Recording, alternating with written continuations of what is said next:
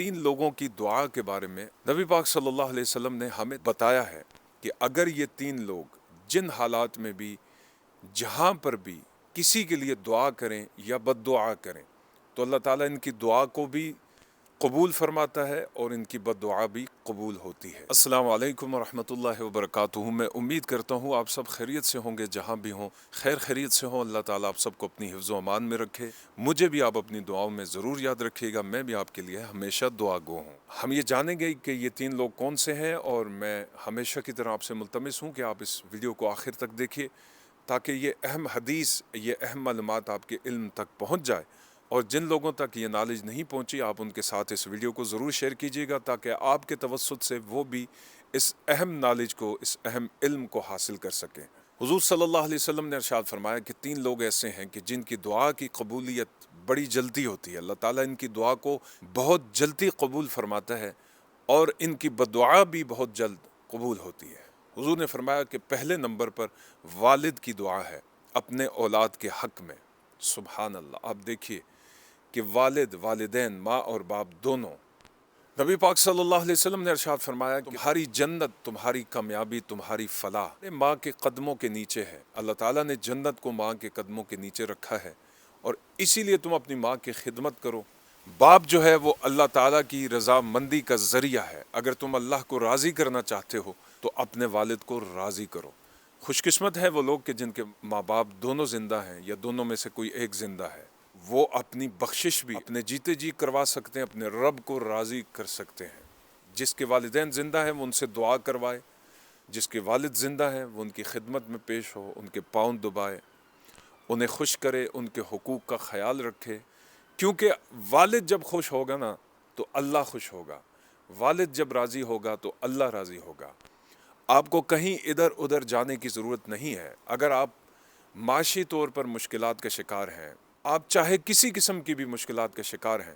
آپ اپنے والدین کی بارگاہ میں حاضر ہوں، اپنے والد کے پاس آئیں، ماں کے پاس آئیں،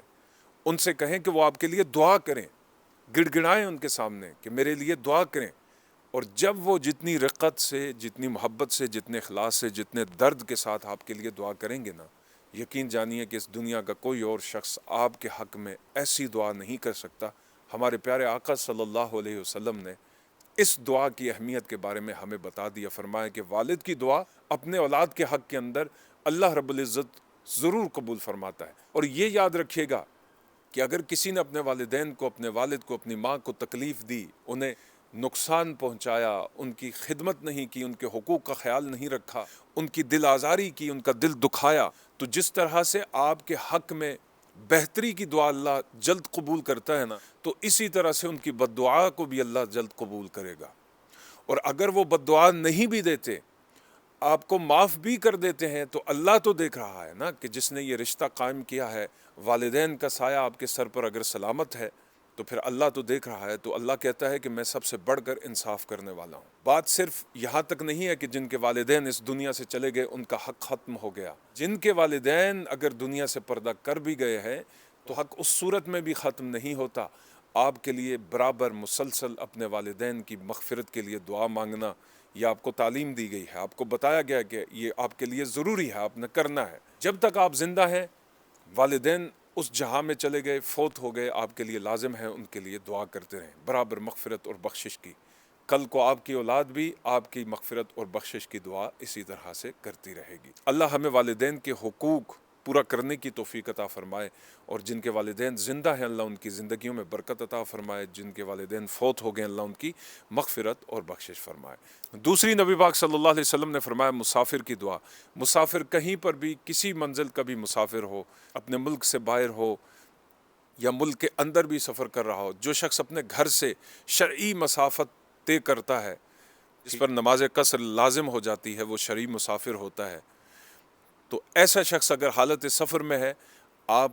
اس سے اگر دعا کرواتے ہیں اپنے لیے تو اللہ رب العزت اس دعا کو ضرور قبول فرمائے گا۔ مسافر کی دعا اللہ جلد قبول کرتا ہے۔ اور یاد رکھیے گا کہ کبھی آپ کسی مسافر کو تکلیف نہ دیں، اسے ایذا نہ پہنچائیں۔ اگر آپ اس کی خدمت کر سکتے ہیں تو ضرور اس کی خدمت کر کے اس کی دعائیں لیں، اور اگر آپ اس کی خدمت نہیں کر سکتے تو اسے ایذا بھی نہیں پہنچانی، اسے تنگ بھی نہیں کرنا، اور اس کا دل بھی نہیں دکھانا، کیونکہ اگر دل اس کا دکھے گا مسافر کا، اس کو ایذا پہنچے گی، اگر وہ بد دعا نہیں بھی کرے گا تو جیسا میں نے پہلے کہا مالک تو سب کو دیکھ رہا ہے نا۔ اور اللہ رب العزت فرماتا ہے میں اپنے بندوں کو ان کی نیتوں سے جانتا ہوں، ان کے ارادوں سے جانتا ہوں۔ اللہ کی نظر ہمارے ارادوں پر، ہماری نیتوں پر ہوتی ہے۔ اللہ تعالی ہمیں حسن نیت عطا فرمائے، نیت کے اندر اخلاص عطا فرمائے۔ تو اسی طرح سے حضور صلی اللہ علیہ وسلم نے فرمایا کہ تیسرا شخص مظلوم ہے، مظلوم مرد ہو یا عورت ہو، جس پر ظلم کیا گیا ہو، ناحق